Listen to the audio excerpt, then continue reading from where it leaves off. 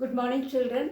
Today we will continue with the lesson which we started yesterday, An Angel in Disguise, in the Treasure Trove book.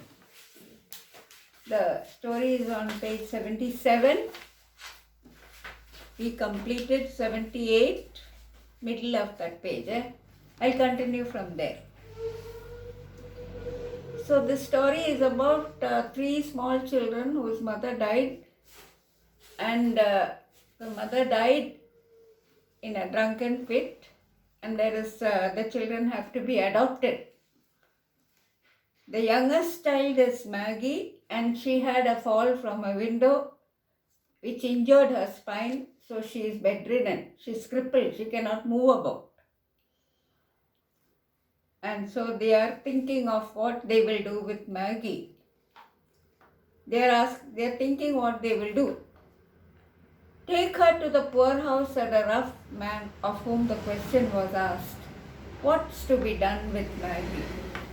The question was asked, what should we do with Maggie?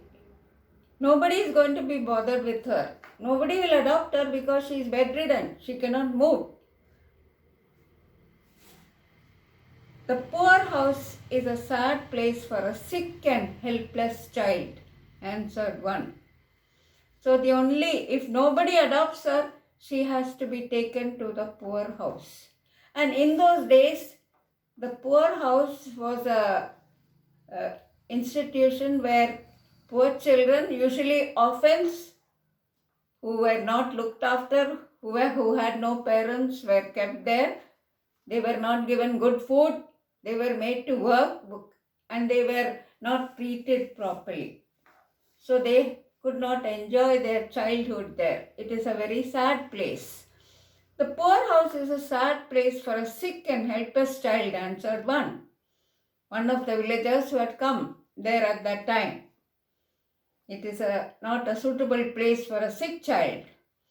Then the man replied, for your child or mine, it is not a suitable place. But for this Maggie who has no other hope. For your child or mine, said the other, lightly speaking not very seriously. But for this brat, it will prove a blessed change. Now the word brat is not a dignified word which you use for children. It has the meaning of useless child, stupid child, miserable child, very naughty child, like that. It's not a good word to be used for children. So for this brat, it will prove a blessed change. For Maggie, it will be all right. Anyway, there is no other alternative for her. There is no other place. Nobody wants to adopt her. So the poorhouse will be the best place for her. She will be kept clean, have healthy food, and be doctored. She will be treated for her injury. She will be given food and also treatment, which is more than can be said of her past condition. Past condition is when her mother was alive. Even at that time, she was neglected. The children were not cared for. So the man is suggesting the poor place will be a better place for her than the life which she had at home with the mother who neglected the children. There was reason in that, but still it did not satisfy. There was some truth in that, but it was not a satisfactory option. The day following the day of death was made the day of burial. The following day the mother was buried. A few neighbors were at the miserable hovel, very sad, broken, damaged hut. Hovel is a very hut, dirty, untidy. All these meanings are there for the word hovel, Hovel. But none followed the dead cart as it bore the unhonored remains to its pauper grave. Pauper grave, very poor grave. The mother's body was taken in a grave. None of the neighbors followed the cart which took the body. Unhonored remains, because even while she was living, she was despised, she was mocked upon, and nobody had a good word for her. Farmer Jones, after the coffin was taken out, placed John in his wagon and drove away. He adopted John because John is a healthy young boy who could work on the farm. Satisfied that he had done his part, he's thinking that he is being very generous towards John by adopting him and taking him to his farm. But his motive is ulterior. He wants to make John do work in the farm. So again, that child's childhood is spoilt. Mrs. Ellis spoke to Kate with a hurried air. She is the one who adopted the second child, that is Kate, a very bright, active, intelligent girl. Bid your sister goodbye, that is, bid goodbye to Maggie, and drew the cheerful children apart ere scarcely their lips had touched in a sobbing farewell. Even before they could say a proper farewell to each other, that is Kate and Maggie, Mrs. Ellis pulled her apart, pulled her away quickly, and took her to her house. Hastily others went out. Very quickly all the other villagers who had gathered went away. Nobody wanted to be bothered about Maggie. Nobody wanted to even think about her. Hastily, very quickly the others went out, some glancing at Maggie and some resolutely refraining from a look until all had gone. Nobody even looked at her. Nobody even wanted to see her. So they avoided looking at her. Refrained from means they avoided. They did not care to even look at her. She was alone. Everybody went away. She thought that she was alone. Just beyond the threshold, Joe Thompson, the wheelwright, paused. Just outside the entrance. Threshold is the entrance to the house. Here it is the hovel, the hut. So just outside the entrance, Joe Thompson waited. He's standing there. He is a wheelwright. Wheelwright is a person who repairs the wheels of wagons and sleds. He also makes this kind of small vehicles for children. Just beyond the threshold, Joe Thompson, the wheelwright, paused and said to the blacksmith's wife, who was hastening off with the rest. The blacksmith's wife was quickly going out because nobody wanted to even look at the child. Because if they see her in this condition, they will be troubled. Their conscience will trouble them, prick them, leaving such a helpless, poor child and going away like that. So they did not even care to look at Maggie, who was hastening off with the rest. It's a cruel thing to leave her so. One of the villagers is saying it's very cruel to leave this poor helpless child in the hut alone, uncared for. Then take her to the poorhouse. She will have to go there. Again the suggestion is made that the only place for Maggie is the poorhouse. Then take her to the poorhouse. She will have to go there, answered the blacksmith's wife, springing away. Quickly, the blacksmith's wife went away from there and leaving Joe behind. So Joe is the only person left there with Maggie. And he is a wheelwright, a person who repairs wheels for sledges and wagons. For a little while, the man stood with puzzled air. He did not know what to do. He is undecided whether to take her or leave Maggie there. Then he turned inside. The indecision is only for a moment. Then quickly he went into the hut to look at Maggie again. Then he turned back and went into the hovel again. Maggie, with a painful effort, had raised herself to an upright position. She tried to sit up on the bed. It gave her a lot of pain, a lot of effort just to sit up in the bed because she's injured her spine. And was sitting on the bed, straining her eyes upon the door out very eagerly. She was looking at the door if anyone would come in, or if all of them had left her alone to her fate. straining her eyes upon the door, out of which all had just disappeared. All had departed. All the other villagers had left her to her fate, to this miserable poor condition, and only Jo was there. A vague terror had come into her thin white face. She's very pale, a very unhealthy child, a sick child, and she felt terrified, an undefined terror. She did not know clearly what that fear was, but anyway, she felt terrified. That is, of being left alone in that condition. She is helpless. And so she cries out to the only person who is remaining there, that is Jo Thompson. "Oh, Mr. Thompson," she cried out, catching her suspended breath. Suspended breath, she is unable to take a breath because of her anxiety, of the fear that she will be left alone in that hut. "Oh, Mr. Thompson," she cried out, catching her suspended breath, "don't leave me here all alone. Don't go away, leaving me here alone." Though rough in exterior, outwardly he was a very rough person. He talked a bit, not softly, not tenderly, but he had a very kind heart. Though outwardly he appeared rough. Though rough in exterior, Jo Thompson, the wheelwright, had a heart, and it was very tender in some places.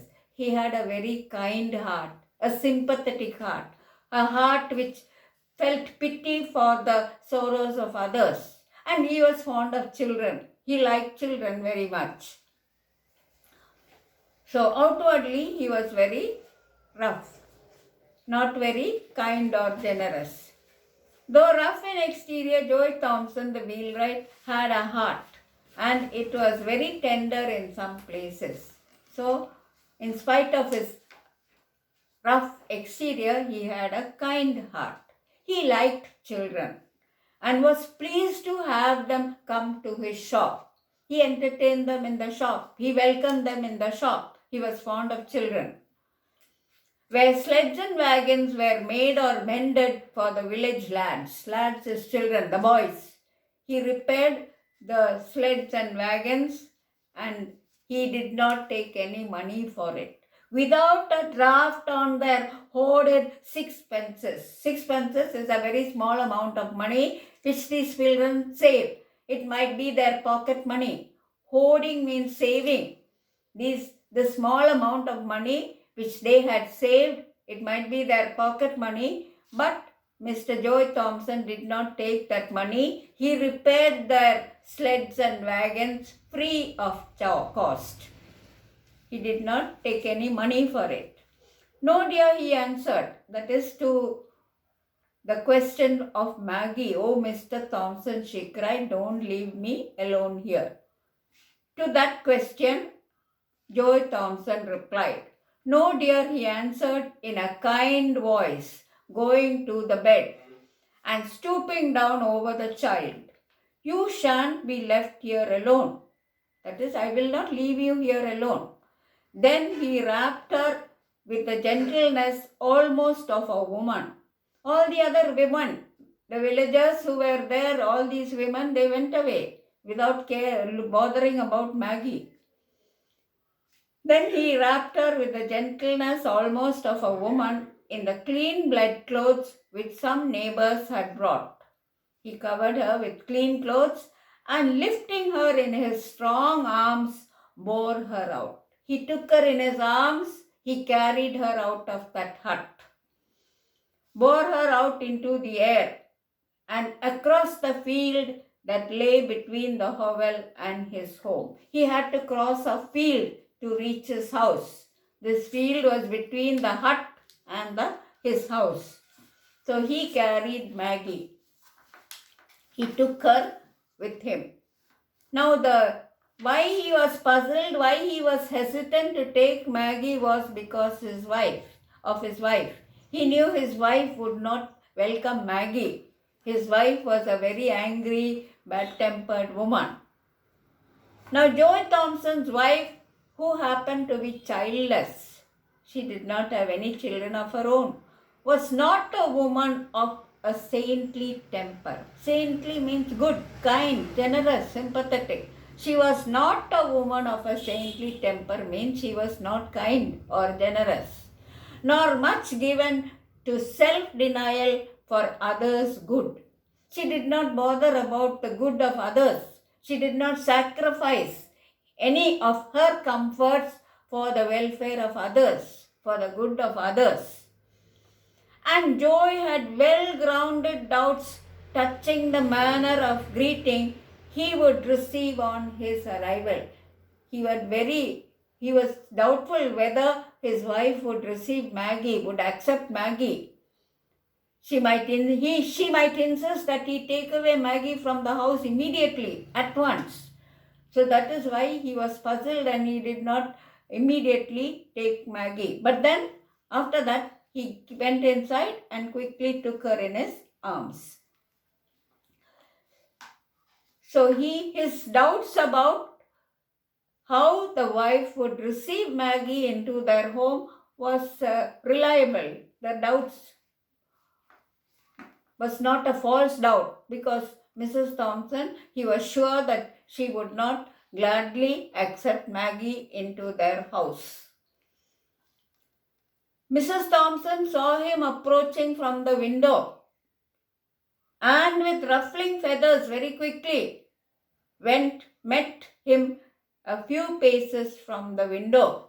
She went forward very quickly to meet him when she saw Joy Thompson coming with Maggie, carrying Maggie and bringing her to their house. He went to meet them. She went to meet them. Mrs. Thompson saw him approaching from the window and with ruffling feathers met him a few paces from the door. Ruffling feathers, very decided, very quickly. As he opened the garden gate and came in, he bore the precious burden. He carried Maggie, with whom he considered a very precious thing, very dear. And he felt it to be. When he carried her, between him and Maggie, there was a kind of bond, a relationship. He felt like as if he was a father to this helpless, homeless child. He felt like that. So a bond or relationship developed between Maggie and Joy Thompson the moment he carried her in his arms.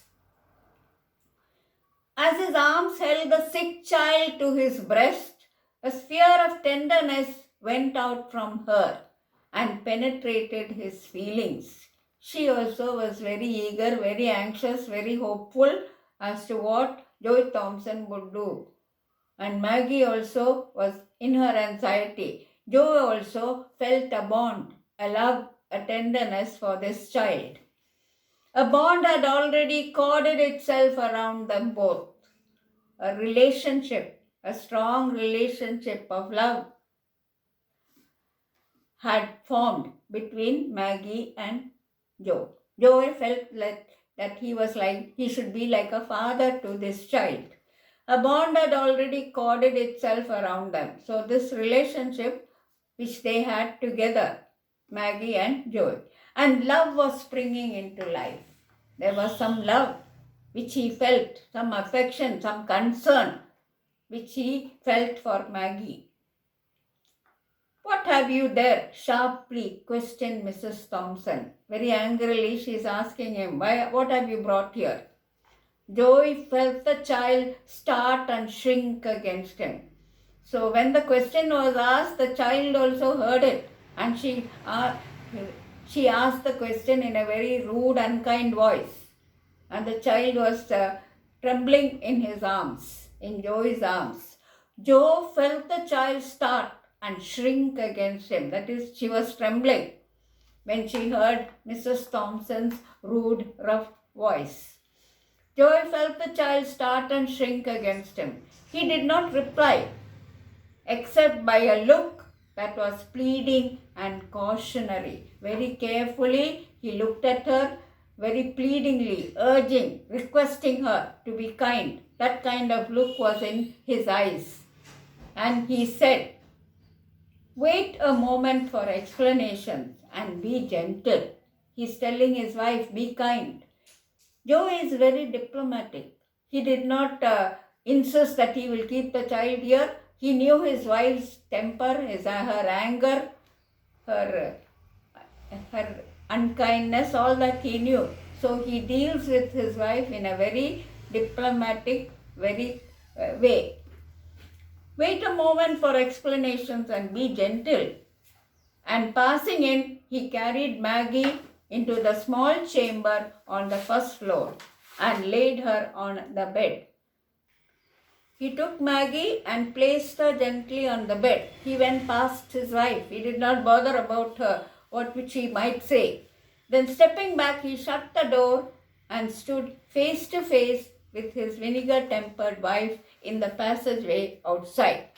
He placed her in the room, in the bed. He closed the door and he went back to face his wife. Vinegar-tempered, bitter, angry, unkind. You haven't brought home that sick brat. Anger and astonishment were in the tones of Mrs. Joy Thompson.